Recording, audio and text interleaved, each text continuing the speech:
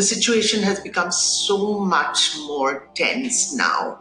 There are more killings, there's more happening, there are more people who cannot be found, and our networks, people who are working with research with different agencies and all, tell me that now the main area for trafficking of Rohingyas is into India, largely into India, for no other reason but the fact that they need to survive. Trafficking, whether in humans, whether in narcotics, whether in fentanyl, all trafficking is attached to the crime cartels. So it is not something that is done independently. So yes, there is connivance, but the connivance is there because people are desperate. The difference between movement, crossing the border, is that of life and death. If you are not a citizen of any country, then who will be your voice? Human beings individually are very powerless in front of the mega structures called international community or state. And if that is not recognized, if your citizenship is not recognized, then a very incorrect word is used. You are considered as illegal. A human being cannot be illegal. Your activities can be illegal, irregular. But the person concerned is considered as irregular. We say irregular migrant, illegal migrants. That the terminology is so wrong. And that happens because these people are actually not supported by any states. And, whether it's in UN or in Hague, it is always through the state that you are represented.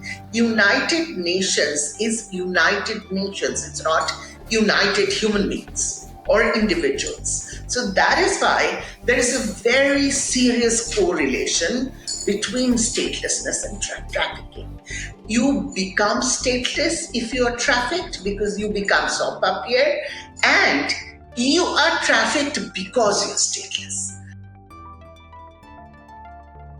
Whenever there is crises, particularly conflict, because in conflict you have belligerents, you have people actually pursuing you because of your ethnicity, your religion. For the Rohingyas, it's not just the ethnicity, but it is also a question of religion. Today in Gaza, people are being pursued not just because they are Palestinians, but also because they belong to certain religious denominations. We cannot deny the fact. There is also the race factor. All of these creates or compounds your vulnerability.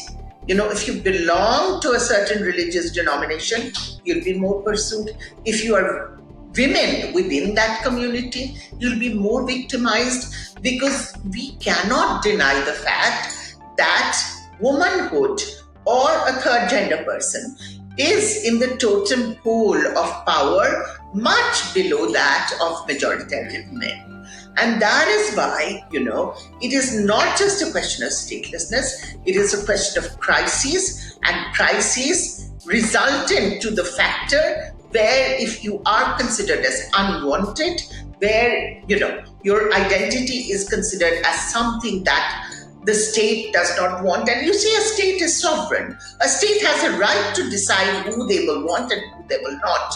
And nothing that we do can stop a state from doing that. So, the moment a state marks you as unwanted, you become that much more powerless.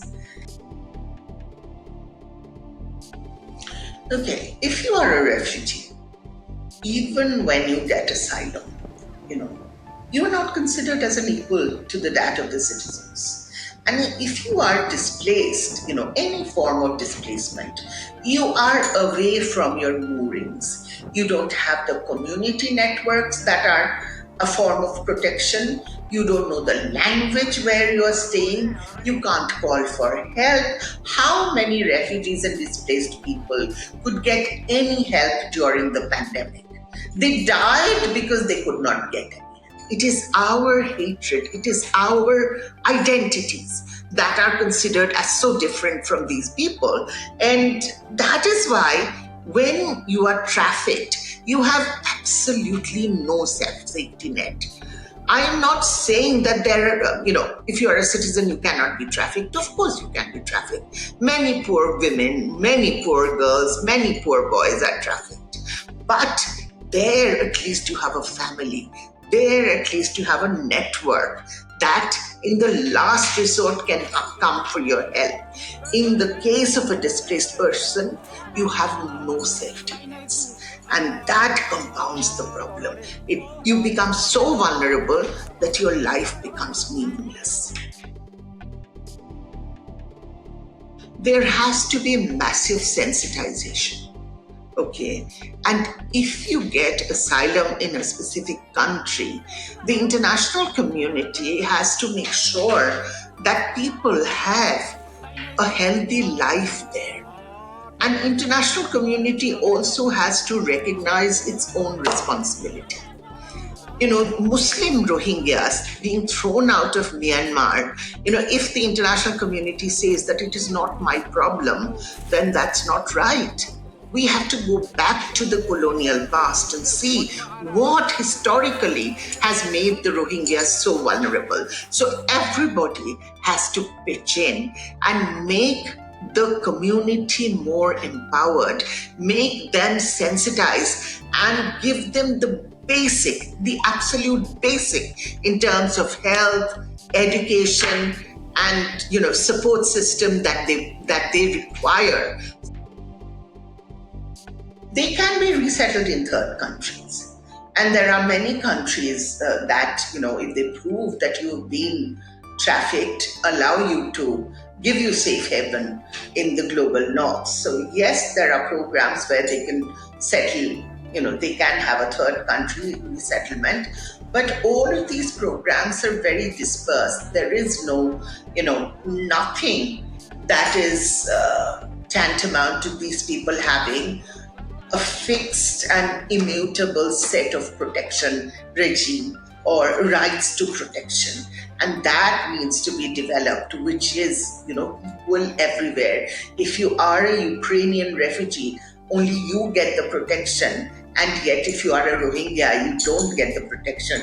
That should not be the case. I have no problems in Ukrainian refugees getting more facilities. I applaud them.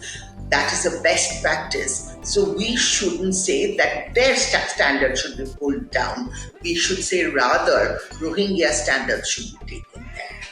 Every person who is a refugee, a displaced person, should get whatever is being given to the Ukrainians. So that is how we can make a change. Rather than saying Ukrainians should not get that, I advocate for the fact that we should say Rohingyas should get exactly what the Ukrainians have getting.